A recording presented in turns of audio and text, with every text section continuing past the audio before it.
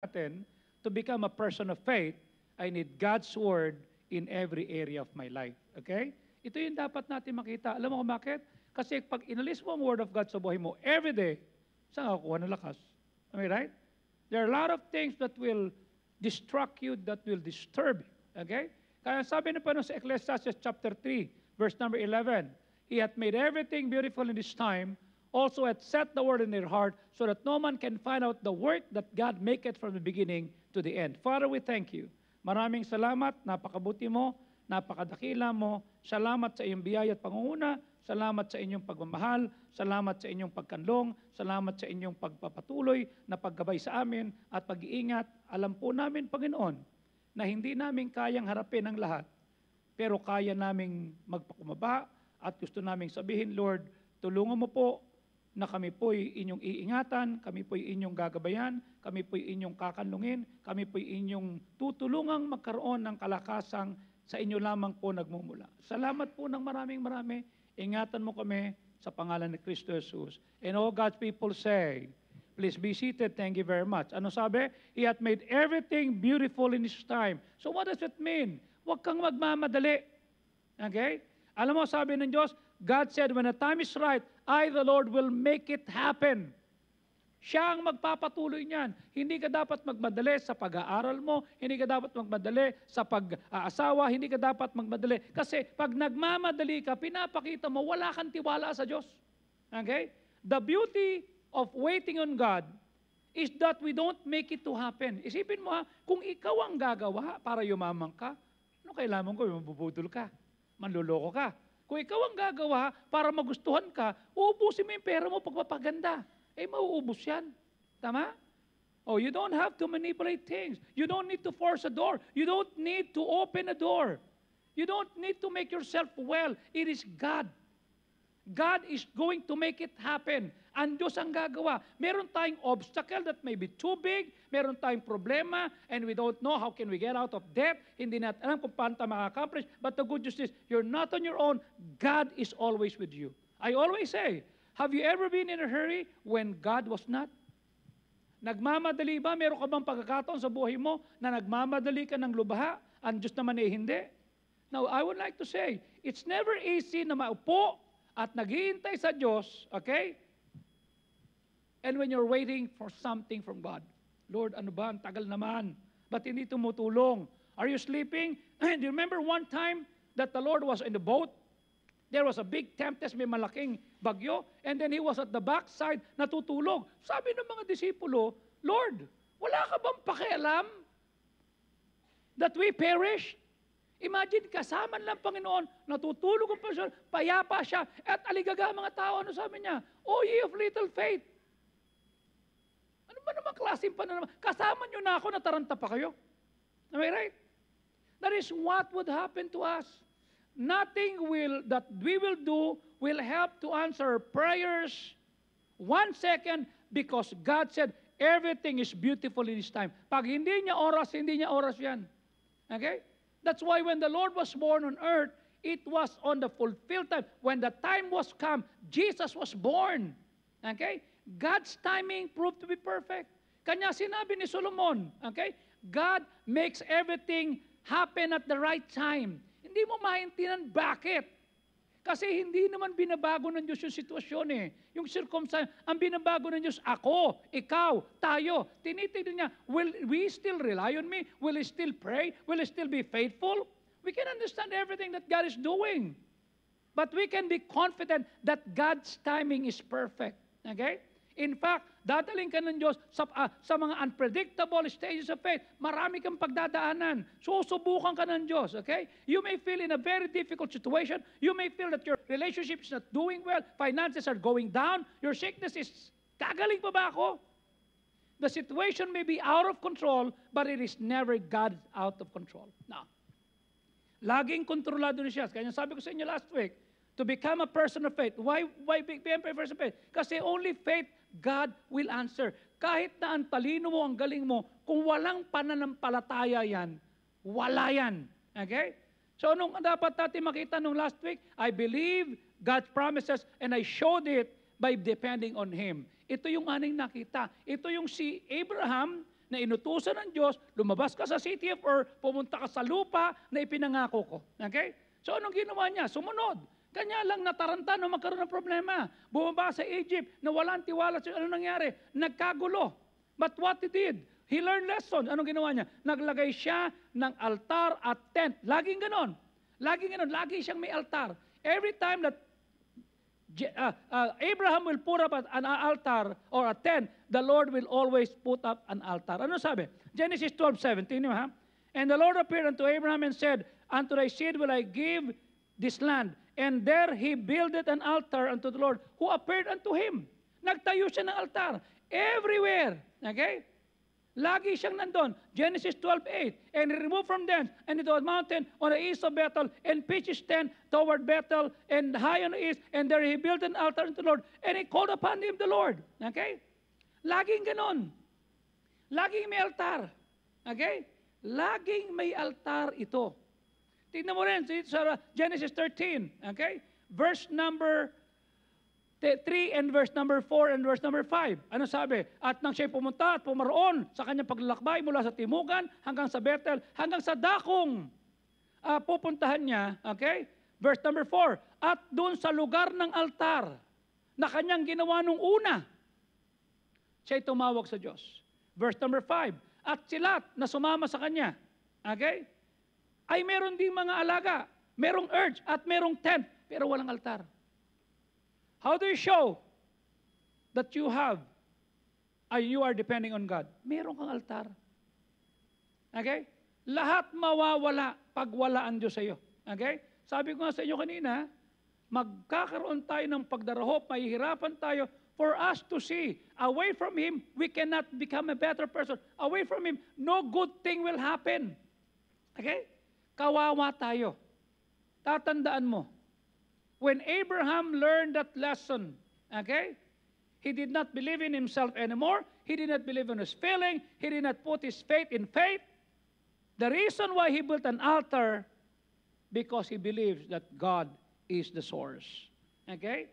Kung ikaw ay nasa worthless situation, kung ikaw ay nasa isang dead end, and you think that you can never be happy, you can never be blessed anymore, you need to place your faith not on feeling, not on faith, but with God who promised that all things are possible to him that believe. Pangalawang bagay na dapat natin makita. Okay? To become a person of faith, I need God's word in every area of my life. Number 2, I believe God's promises, so I showed it by not losing my hope. Ipakita mo na hindi ka nawawalan ng pag-asa. Ibig sabihin, may mga pagkataon na ayaw mo mag-pray, pero magpipray ka. Ayaw mo mag-soul winning, mag-soul winning ka. Ayaw mo magbigay, magbibigay ka. Bakit? May pag-asa ka eh. You see? Anong sabi ng Genesis 11:17 and 18? Sa pananampalataya, sinubok ng Panginoon si Abraham. Inandog si Isaac. Oo, siyang tumanggap na may galak na mga pangako. Siyang nagandog ng bugtong na anak. Verse number 18. At doon niya sinabi, ito si Isaac at ito ang binhi na kung saan ka tinawag. Now listen. You remember what happened?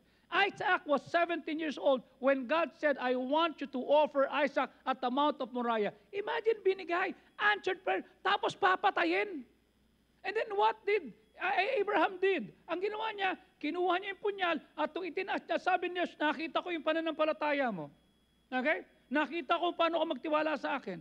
Nakita ko. And I would like to say, have you ever felt that your hope died? Na nawawalan ka na ng pag-asa? Have you ever felt na parang wala ng pag-asa? You can know that hope is dying when you hear yourself saying, never. Hindi na mangyayari. Hindi na tayo makakabayad. Hindi na tayo makakaahon. Hindi natin mapag-aaral ng bata. Hindi natin may bebenta to. Wala na tayong pag-asa. Never. Ibang sabi, I will never get married. I will never get that job. I will never have children.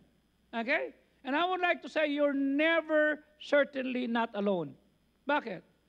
Because one of the greatest heroes in the Bible is Abraham. Ito rin ang naramdaman niya. Parang wala ng pag-asa. Hindi na siya magkakanak at binigyan na kukunin pa. Okay? Imagine, sabi ng Panginoon sa Romans 4:17, at nasusulat, ginawa kitang ama ng maraming bansa, sa harapan niyaong kanyang sinamanaptayan, sa makatawid bagay ang Diyos na nagbigay sa kanbuhay sa mga patay, at tumatawag sa mga bagay na hindi pahayag, na tila hayag na. Tingnan mo ha, ang Diyos, doon siya nanimpalataya, doon siya naniwala sa Diyos na bumubuhay ng patay. I would like you to see that God who quickened the dead. What are the dead things in your life? Patay na ba relasyon mo? Patay na ba pag-asa mo? Patay na ba yung finances mo? Patay na ba yung ibang bahagi ng katawan mo? Kasi you felt you're not getting better? Ano sabi niyo? Kaya niya nga buhay ng patay. Kaya niya nga tawagin yung mga bagay na wala pa pero parang nariyan na. You see? You know what the Bible says? Abraham is our father in the sight of God, na naniwala sa Diyos. Ano pinagawa niya? Bumubuhay ng patay. You see? That's the God that you're serving. That's the God that you're praying for. That's the God. Kanya nga dapat we should be a man of faith. When God gives life to something that was dead, when God created something out of nothing, that is God. Only God can do that. Imagine, nilikha niya yung mundo, nilikha niya yung buong sanlibutan out of nothing. Yung pa ba naman problema mo? Yung pa ba naman pang tuition fee? Yung pa ba naman, you know what I'm saying? Pag sinubukan mong lumayo, yes. Makakadiskarte ka. Makakajowa ka, may magkakagusto sa iyo. Pero hanggang kailan, iiwanan ka niyan. You see? Magkakatrabaho ka, but it will not be that good. Bakit? Sariling sikap eh. Mas maganda ang Diyos ang nagdadala sa iyo. You know what? Alam ng Diyos ang address mo. Alam na Diyos yung telephone number mo. Alam na Diyos yung pinagdadaanan mo. You see? Alam niya. Okay? At alam niya kung yung mga tamang salita na pwede mong bitawan na magpapaklama sa mga tao. I have been at a table of a lot of discussions. Okay? But God knew. Alam niya yan. God can give a life to a dead career. God can give a life to a dead marriage. God can give a life to a dead dream. God can give a life to a dead finances. Remember, okay? 97, 96, when I became a pastor, wala ito. 40 member, kakaunti. Sasabihin pa sa'yo, huwag mo mabanggit-banggit ang pangalan ni Pastor Fardo rin eh, ha? Alo? Kakaunti. Then we invited Elvis Calueng. We invited Alex Bartolome, Pastor Alex, para doon sa design. We're putting up a plan. We don't even know how to have a money.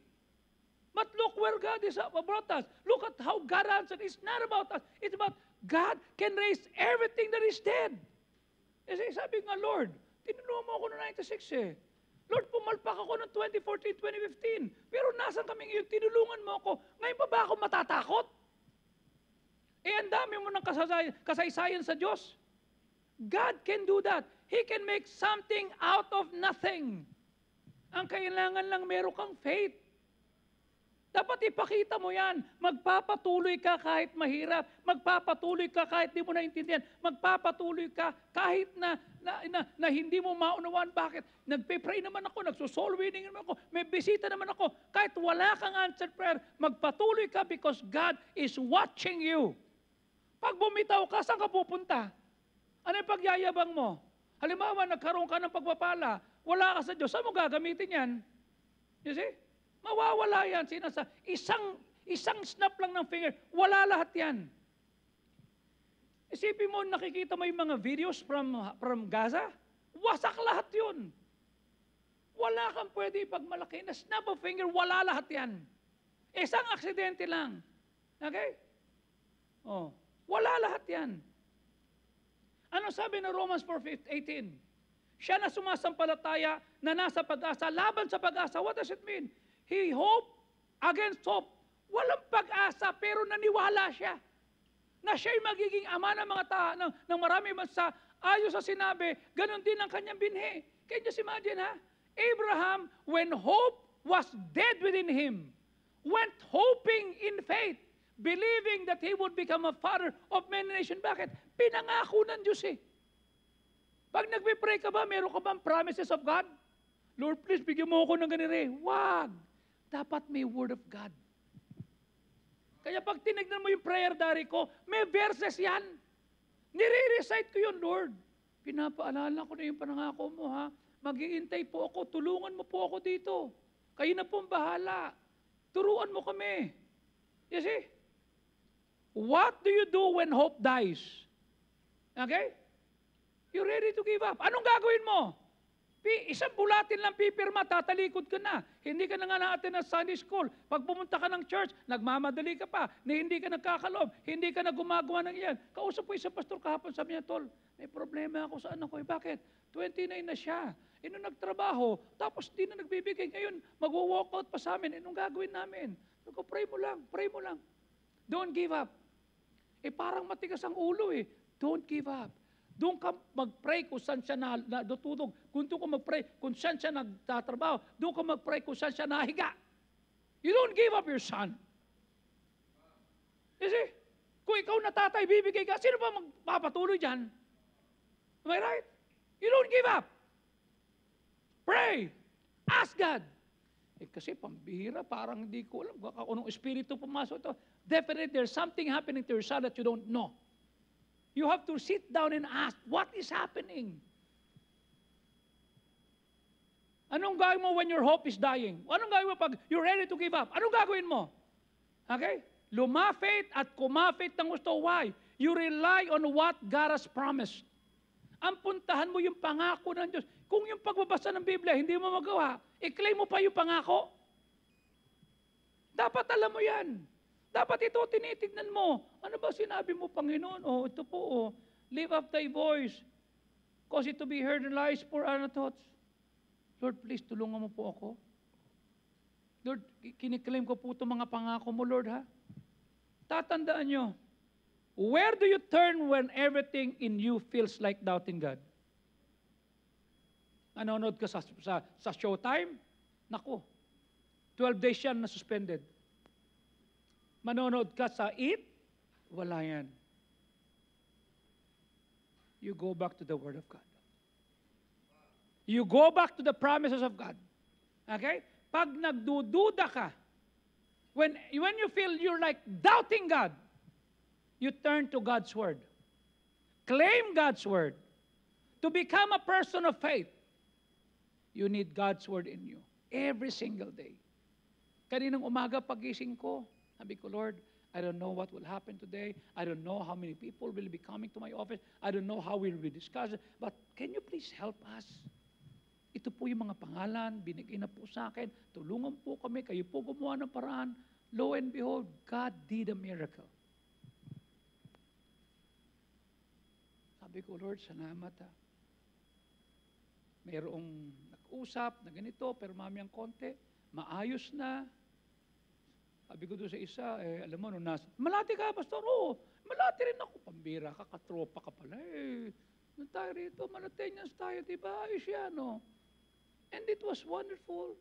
And yung hinihintay namin na, lumabas na kasi, pasensya na po kayo kasi it was so awesome.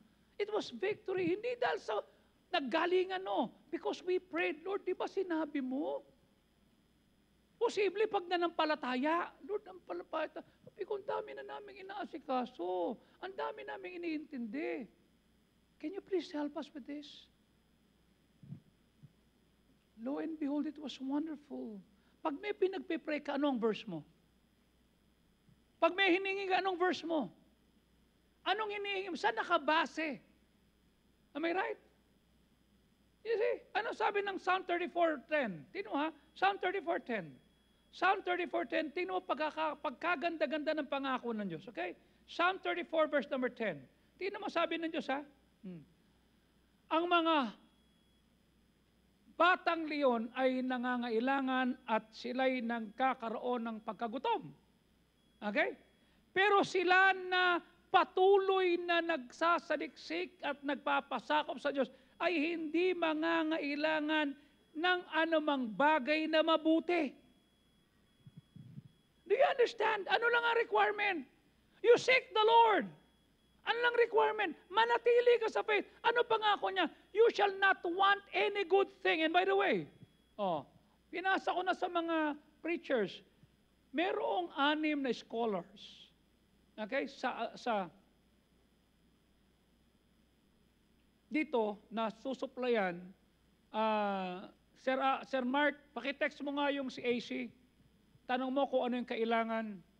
6 na bibigyan ni Pastor Abante, ni Congressman Abante, ng assistance sa pag-aaral kung college ka na nasa Metro Manila ka. Okay? They called me up, dapat 5 lang, ginawa ng 6. Okay? Sabi ni Sir Mark, Pastor, pwede ba kami na-bring? Pwede. Oh. Ipasa nyo lang, nandoon din yung tinatawag na mga school na kung saan pwede. You see? So this is something that will help us. Okay? Ito yung bagay na dapat natin makita.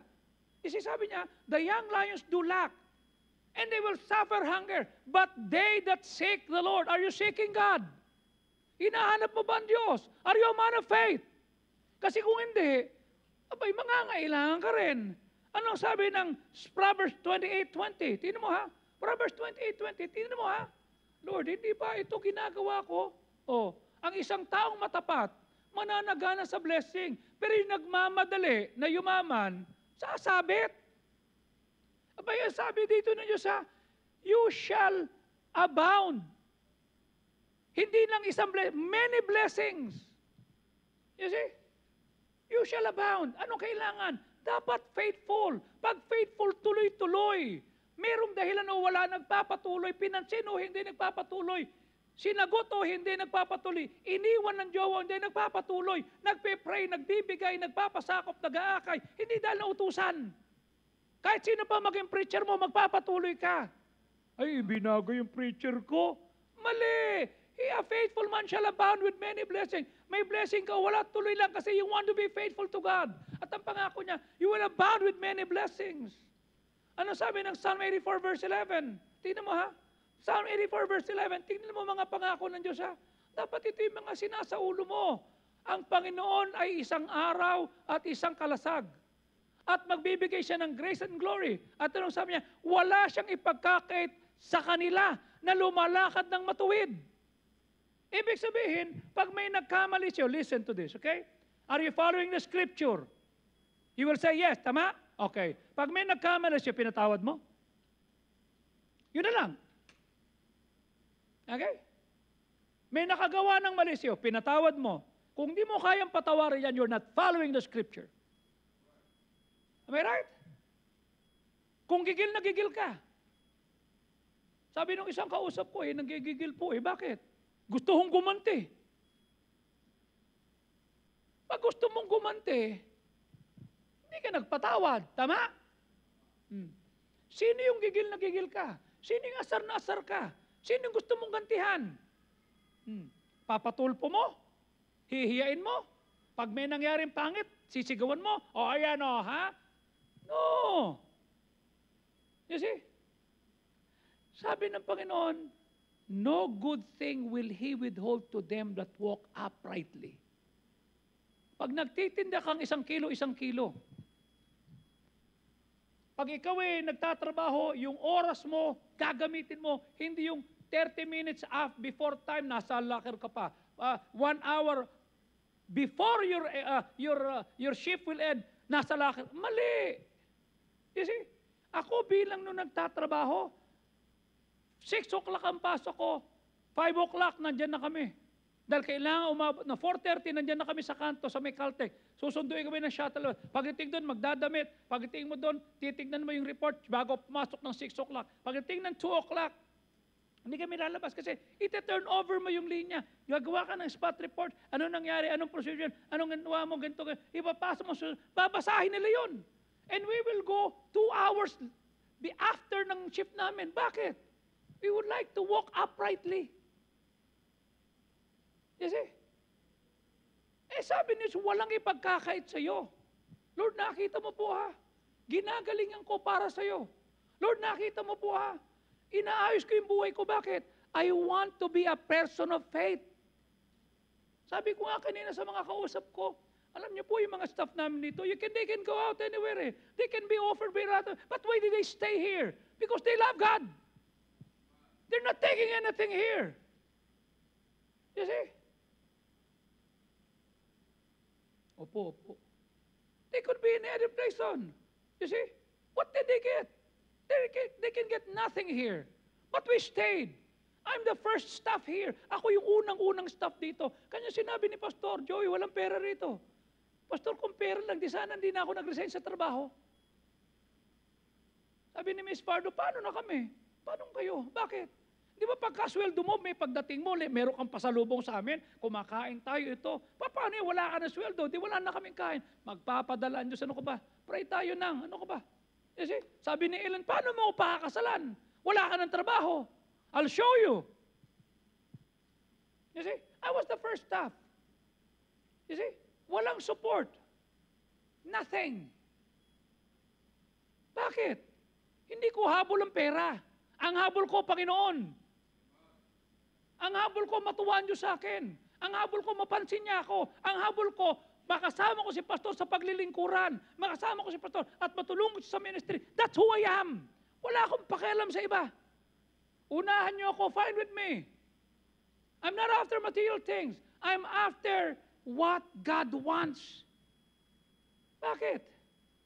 Naghihirap na nga ako, nagdududa na nga ako. Aalis pa ako sa Word of God? Aalis pa ako sa doktrina? Aalis pa ako sa church? Hindi pa ako magbe-pray? Mali! I will rely and I'm going to show it that my hope will always be there. I turn to God's Word to become a person of faith. We need, I need, you need God's Word in you. Mapapansin mo, Abraham relied on God's Word. Nothing is more reliable than God's Word. God said it, and I believe it, and that settles it for me. Kaya sinasabi ko nga, Lord, salamat ha. I would never reach this part of my life without you helping me. Siguro kung nasa trabaho pa rin ako, yes, nagtatrabaho ko, yes, maayos ang negosyo ko, pero hindi ko maabot itong ganito. Okay? Hindi ko maabot. It will not be happy, it will not happen. You see? But I said, Lord, thank you. Nothing is more reliable than God's Word. Dahil sinabi niya, panindigan niyo, kung yun ng politiko, pag nangako pinipilit to pa rin, hindi, lalo ng Diyos. Even when Abraham faced his biggest test, God is asking him to sacrifice his son. He relied on God's promises. Okay? Ano sabi niya? Sabi ni Isaac, Tay, ito na yung altar, ito na yung kahoy, ito na yung ipoy. Nasaan ang hain? Ano sabi niya? The Lord will provide. The Jehovah Jireh, the Lord will provide. At nung tinas yung punyal, sabi niya, nakita ko katapatan mo, nakita ko mahal mo ako. Anong ginawa niya? Merong ram, nilagay niya doon. Yun ang inain niya. Imagine. I'm okay. After Abraham and Sarah waited years for a child, God gave them Isaac. And then God told Abraham, I want you to sacrifice Isaac. Hindi nagpanik si Abraham. Hindi siya ano ba naman, Lord? Binigay mo sa akin, babawiin mo, ano ba? Anong klase ka? Pinalaki mo to ng 8-17 niyo sa akin, tapos babawiin mo? Lupit mo naman, Lord, ang lupit mo, ano ka? Bible shows 3 ways that Abraham responded in faith. Ano sabi niya? Abraham believed God could raise his son from the dead. Bakit? Hebrews 11:19. Naisip niya na maging sa gitna ng mga patay, maaring buhayin muli ng Diyos ang mga patay. Sabi niya, kung papatayin ko si Isaac, sinaksak ko, inalay ko, kayang buhayin to ng Diyos. Kaya susundin ko ang Panginoon. Ganun ang mindset niya. Di baling mamatay ito, basta nasa faith ako, sinunod ko siya. No Monday, sabi ko kay Pastor, ba't hindi ho tayo natuloy sa Baguio? Sa Alphaland? Nawala sa loob ko. Birthday ni Aichak Tsaka birthday din di ba ni Bron? Opo. Birthday ni Bron, di ba sasama ka sa akin? Di ba sinabi ko naman sa iyo?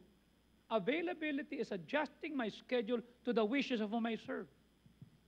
Nanganganak ka si Ellen pinagdadrive ko si Pastor Fajardo 2 beses yung pang ito. Kanya nag-celebrate na kami ng Saturday.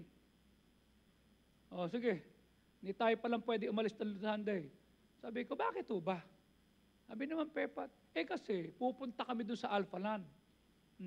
Walang signal doon. Walang signal, wala. Sabi ni Pastor Bennett gagawin ko doon aayusin daw kasi ni Pepat yung kitchen niya lahat. Di sama mo si Pastor Sako para dalawa kayo doon. Sama niya si Ellen para tayong 4 doon. Imagine for you to be considered to be with Him. What is that? Privilege yun Sabi ko, salamat po ah. Sa susunod lang, Joey. Sabi ko, wala pong problema yon. Basta, I'm just one call away from you, tay. Okay lang ho ako. You see? Sabi ng mga tropa, nasa Baguio ka ba? Hindi natuloy. Si Pepat na lang daw, si niya pupunta bukas. Ganun ba? Sige. Ano tayo, punta na natin si Pastor Freddy kasi meron ko. Sige, anong oras? Ganito. Anong gagawin tayo? Hindi mag-ride na lang tayo. Sabi ko, actually, whether yan nyo ako hindi, magsusolo ride ako kasi I would like to test yung yung ginawa namin ni Ramil. Bakit? Nagpalit kasi ako ng handlebar. Gusto kong subukan to kung maganda. Sabi niya, magkano kuha mo? Mahal. Magkano matitisod ka? Mahal nga. Magkano nga? 2,000. 2,000! Manibela! Sabi ko sa iyo, magagalit ka, matitisod ka eh. Ba't ganun kumura? Huwag ka na magtanong. Connection lang yan. Tinagtanong tayo doon, sabi ko, kanya nga hindi ako pumunta doon. Mahal eh. Pinag-pray ko. May nagbigay sa akin. Saan galing? China. Galing pa ng China 2000, actually 2004 to be exact. Ba't ganun kumura? I believe that God can raise the dead. Tanong ko sa iyo. Pag may kinuha ang Diyos sa iyo, pag may binawi ang Diyos, do you believe that God can give it back? Abraham believed. Pangalawa, Abraham told his servant, sabi niya, babalik ako. We will be back. Hindi siya I'll be back. We will be back. Meaning, sabi niya, boss, saan ka pupunta? Doon, mag-aalay. Babalik kami. Babalik kami. Genesis 22:5, tingnan mo ha. At sinabi ni Abraham sa mga bata, manatili kayo rito kasama yung donkey. Ako at yung anak ko pupunta doon, sasamba, and come again to you. Hindi sinabing, ako lang babalik. No. Ako at yung bata, babalik kami. Sa pananalita mo ba, pinapakita mo may pag-asa ka? O nawawalan ka ng pag-asa? Pangatlo, when Isaac asked Abraham, nasan yung lamb na isasakripisyo? Nasan? Ang sagot ni Abraham, Genesis 22:8. At sinabi ni Abraham, anak, God will provide a lamb for a burnt offering. So they went off, both of them together. Pag nagtanong sa iyong anak mo, bakit ganito ang sitwasyon natin? Sinasabi ba, wala na tayong pag-asa o may pag-asa? Hindi na tayo makakaraos. Ano sabi niya? God will provide. Bakit? Ba't malakas sa loob niya? Kasi sumusunod siya. Kasi niluluwalhati niya ang Diyos. Kasi He is a man of faith. Where's the lamb? Ibibigay ko. Abraham believed the promises of God. Ikaw ba naniniwala sa mga pangako ng Diyos? He knew God would either spare His Son or resurrect His Son. When all hope seems lost, I ask you, put your hope in God. Hindi sa trabaho, hindi sa negosyo, hindi sa anak, hindi sa pera, hindi sa ipon, sa Diyos. Romans 5:5, anong sabi ng Diyos? Ang pag-asa'y hindi humihiya. Sapagat ang pag-ibig ng Diyos ay nabuo sa ating mga puso sa magitan ng banal na Espiritu na ibinigay sa inyo. What does it mean? This hope will not lead you to disappointment. Pag ang pag-asa mo nasa Diyos at sa Kanyang salita, pag ang pag-asa mo ay nasa mga pinangako ng Diyos, you will not be disappointed. You will never be disappointed. Bakit? Kapag alam natin na ang pag-ibig ng Diyos, binigyan tayo ng Holy Spirit na nagpuspos sa iyong kalooban. I ask you, are you losing your hope? I have more reasons to lose my hope. I have more reasons to be down, to be negative, to be complaining. I said, no. No. Yun na lang ang meron ako. Lalo kong kakapalan na mukha akong sumunod sa Diyos. lalo kong sisikaping sumunod, magpasakop, i-claim ang mga pangako ng Diyos. In my downside, okay, remember, 2015, January, inuulit-ulit ko to. No one wants to pay for this LED wall. Project ni Joey yan. I didn't mind it. Sabi ko, babayaran natin. Do I have money? Wala. But do I have hope? Yes. We paid. How much is that? 1 million. We don't have anything but God. And we were able to pay. Why? I did not lose my hope. And pag nakikita ko yan, sinasabi ko sa sarili ko, alam ko, may Diyos. Alam ko, tutulungan ako. I was down. I hit rock bottom. I don't even know kung gagamitin pa ako. I don't even know if I will be able to use this. I don't even know. Pero sabi ko lang, Lord, I trust you. My hope is in you. What happened? I choose to be strong in faith. I choose to hope in God.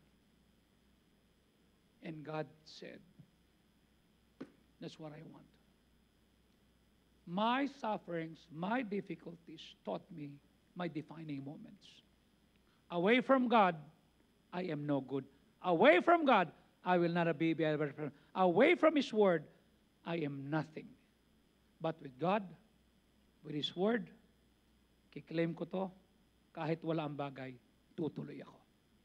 And I pinakita ko sa inyo yan. I showed it to you. Okay? I showed it to you. Lord, papakita ko sa action ko, sa pamuhay ko, sa pagkilos ko, na may tiwala ako sa iyo.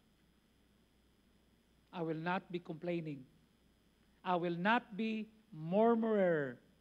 I will not be murmuring. I will not do that. I will not look at the bad side of other people. Nah. I put my hope in God. Saan mo nilalaga kang pag-alas mo? Saan mo nilalaga kang pagtitiwala mo? Nilalaga ko ang pagtitiwala ko sa Diyos, sa salita niya. Kasi that's the only thing I've got. His Word.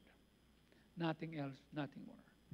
And I want you, if you want to have your hope back, balikan lang sa Word of God. Balikan mo lang yung pangako niya. And soon and very soon, your wings will fly away. Soon and very soon, in God's own time. Ano sabi niya? Sa Ecclesiastes 11:1, chapter 13:1, sabi niya gano'n, di ba? Dun sa Ecclesiastes chapter 3 verse 11, everything He made beautiful in His time. In His time. Kung wala kang pag-asa, magmamadali ka. Pag nagmadali ka, sasadla ka. You're no good, you will never be better kasi nagmamadali ka. Ano bang gusto mo? Toge o oak tree? Ang toge, pag tinanim mo yung mungo yun, bukas toge na yan. Ang oak tree, it will take years. Okay? It will take years. Do you have that patience? Do you have that hope to wait on God's time? Let's all stand up, please. Father, we thank you. Samahan mo po kami, kayo po magpalat, magbasbas at manguna. Bigyan mo po kami ng kahabagan at kawaan. Tulungan mo po na maipakita namin na hindi kami maniniwala sa sarili namin. Hindi namin ilalagay ang aming pananampalataya sa pananampalataya lang. Kung di magkakaroon kami ng pananampalataya sa iyo na nangako. Kung kami man po ay nasa worthless situation, kung kami po ay nasa isang sitwasyon out of control, Lord, we don't need a happy thought. What we need is faith and hope in you kasi sa iyo, lahat posible. Sa iyo, lahat pwede. Sa iyo, pwede. Kaya turuan mo kami, gabayan mo kami, whatever is there in our lives, a career, a marriage, or finances, whatever, you can make something out of nothing. You're a great God. You are our God. Help us to rely on you. Help us to trust in you. Help us to love you more. While heads are bowed, eyes are closed, no one is looking around. Will you come at the altar and say, Lord, help me. Help me to have the hope that I should have in you. Dito sa altar. God bless you.